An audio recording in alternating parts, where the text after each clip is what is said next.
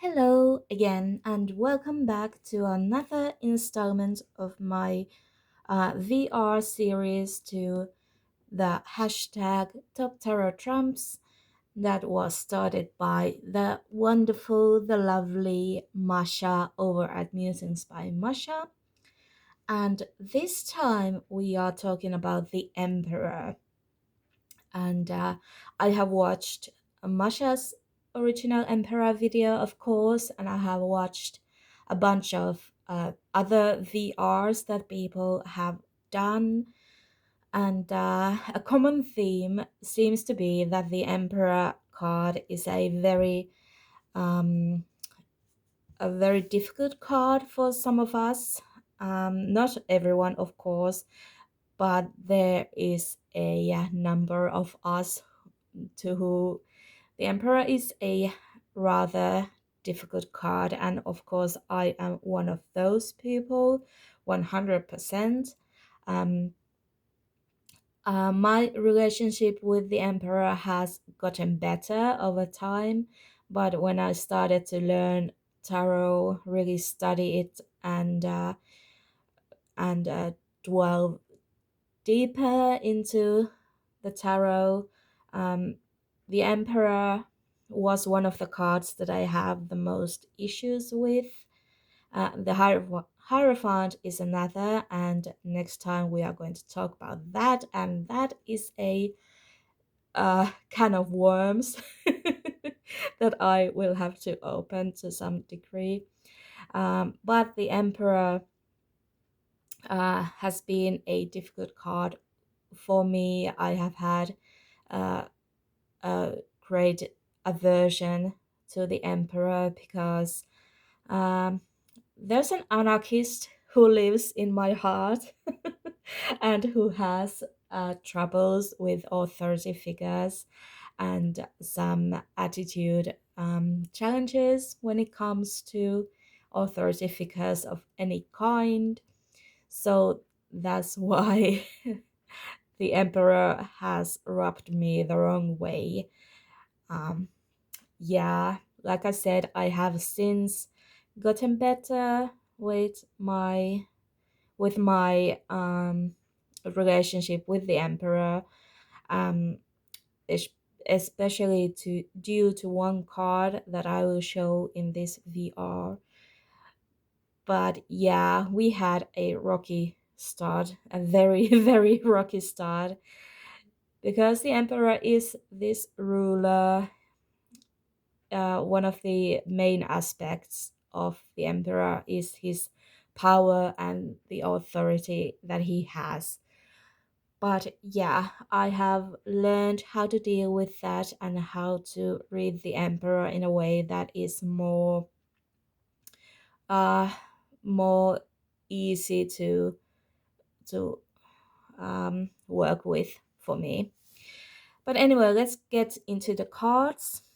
I have talked long enough. The first card that I want to show you is this one. This is from the Tarot of the Master, this deck, and this is a Lo Scarabeo deck, and it is a reprinting of Giovanni VaccheTTI's artwork. Giovanni VaccheTTI was a Italian artist back in the late 1800s. VaccheTTA, sorry, did I say VaccheTTI? I did. VaccheTTA, sorry. Anyway, this is a reprinting and recoloring of his artwork. I really love this deck. His artwork is so beautiful. I absolutely adore it. This is one of the most beautiful decks that I own. And I also really love the coloration that Lo Scarabeo has chosen to combine his artwork with. Yeah, this is a very traditional emperor. As you can see, he is sitting on his throne. He has his orb and his um, staff, and there's the eagle, and yeah. But there is one detail that makes me love this emperor a lot, and it is the fact that he is not wearing any shoes. He is just wearing his tights, and you can see his toes. Oh, sorry, there's a bunny hair. Um, yeah, he's even wearing a armor on top. Um, he's wearing armor on his torso, but and he has quite a stern look on his face. Um, yeah, but still, the fact that he is missing shoes, lacking shoes, makes him look a little less threatening, yeah, and a little less intimidating. And that is a detail that I absolutely love. I mean, he is looking like this tough ruler with his facial expression and the armor that he's wearing on his torso, but but then again, here he is wiggling his toes. So yeah, that's why I absolutely love this emperor. Again, this is from the Tarot of the Master by Los Carabeo, and artwork is by Giovanni VaccheTTI. Okay, the next emperor that I have chosen, let me just put uh, the decks in order here. Yeah, the next one that I have chosen is this emperor. This is from the Halloween tarot. This is the mini version, or the tarot in a 10 version. And I have trimmed my copy. It had white borders around it, but I have trimmed those off. And yeah, he is again quite traditional looking when you compare him to the RWS emperor. He's sitting on his throne. He has the staff with the ankh, and he has the orb. But there are a few details again in this card that make me love this one. First one of those is his expression. He looks quite gentle, not at all threatening. And the second detail that I love is this vial over here that has praise in it and some water, and then these beautiful flowers in it working as a vase. And yeah, that to me talks about how the logical mind of the emperor can be softened with some uh, emotional aspects as well. Um, yeah, I have uh, gone to the dialectic behavior therapy. If any of you know about that, there we talked about we talked a great deal about the wise mind and how that is when we combine our logical mind and our emotional mind and find the balance between those two, that makes it the wise mind that we must rely on our everyday life. And this speaks to me of that wise mind. There's the logical aspect with the brains, but there's also the emotional aspect with the flowers. And I really like this little detail here. But what I also like about this card is that he is actually chained to his throne by this chain. Chained by the chain. Yeah, and to me that talks about how this power that you have can be also very limiting to yourself. Like when we think of patriarchy, it really is toxic for men as well as the women. So yeah, even men are changed by the patriarchy. So yeah, that's what this detail here reminds me of. And that is why this is one of my favorite emperors as well. So that was number 2. Then for the number 3, I have this one. This is from the Animal Wise Tarot by Ted Andrews. I don't have the box anymore, but this is the book that it comes with. It's a very, very wonderful guidebook, again by Ted Andrews, who is a wonderful writer. I have enjoyed many of his books, and this guidebook is no exception to that. And this is the Emperor card that has helped me most to kind of learn the more positive aspects of the Emperor and not just see the Emperor as this horrible authority figure or the embodiment of the patriarchy. As you can see, the keywords here, there's vision, there's of course the power, but there's also the healing. And the guidebook really talks about also the healing aspects of the Emperor. And yeah, that's why I love this card. It has really been a great help for me personally when I have studied the tarot and how to get closer to the Emperor. So yeah. Oh, oops. Let's put that there. The next Emperor card that I have is from the Pirate Tarot.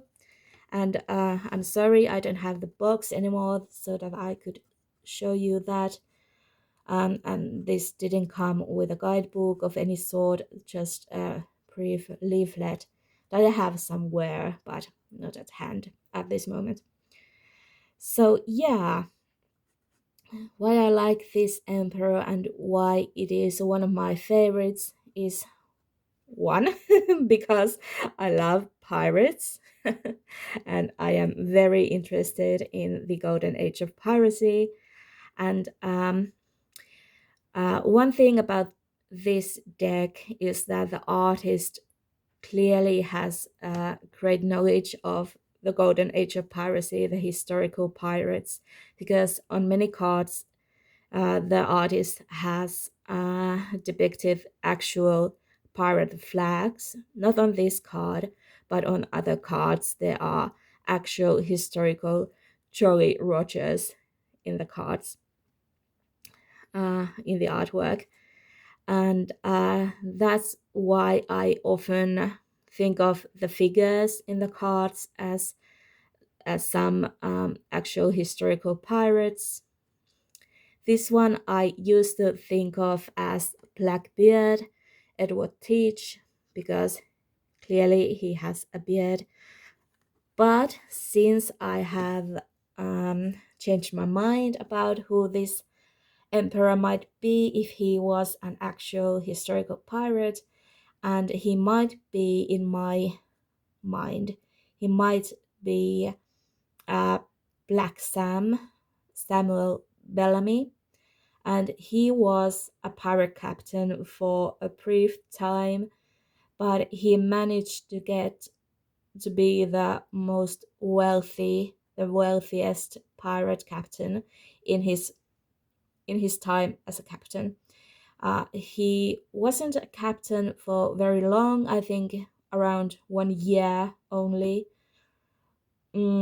But during that time, like I said, he managed to get a lot of wealth for himself, but also for his crew. He was a what's the word that I'm looking for? Uh, Sorry, I'm blanking out again. I should have written some notes. uh, Anyway, he did share his wealth with his crew, and his crew often called him the Robin Hood of pirates, or the Robin Hood of the seas. And he was also very thoughtful and fair when he dealt with the ships that he conquered, or the crews of those ships where he stole the treasures from. And he was also called, I think, the Prince Captain, or the Prince of the Pirates, something like that, because of his fair behavior on the seas. And yeah, he's actually my favorite pirate from history. If you are interested in piracy or in the golden age of pirates, do you have a favorite pirate from that era? Please share if you do. I'd be very interested to hear. But anyway, he is my favorite pirate from the history, and I often nowadays associate this card with him. And again, I really like that one because that makes me think of uh the fairness that the emperor can rule. He doesn't have to be just this horrible dictator. He can be very fair and kind ruler. So yeah, that's my fourth pick for the emperor. And the last one that I'm going to share with you is this one. This is from the Ostara Tarot. Let me show you the box. This one is a big box, but yeah, it's a wonderful deck. It's one of my favorite decks. And what I like about this emperor is that he has the traditional ram horns on his head, symbolizing the power that he has, and uh, yeah, the power that he has, and the Aries aspect of this card. But I also like it that he is topless, he's not wearing any clothes, and that makes him more vulnerable and, yeah, more easy to. Um, Again, I'm planking out. What's the word? Mm, well, more easy to uh, approach. That's the word that I was looking for. More approachable. So, yeah, I don't have a lot to say about this card, like I said about all the other cards. This video is a lot longer than I intended it to be. But anyway, I hope you enjoyed it. If you have any thoughts, please share them in the comments. And I thank you for watching this video. I was a bit rambly here, but I hope you found some enjoyment in it. And again, thank you for watching wholeheartedly. And yeah, I'll see you in the next one. That is the Hierophant. And again, that is a very difficult card for me, but we will talk about that later in the next video. Bye bye!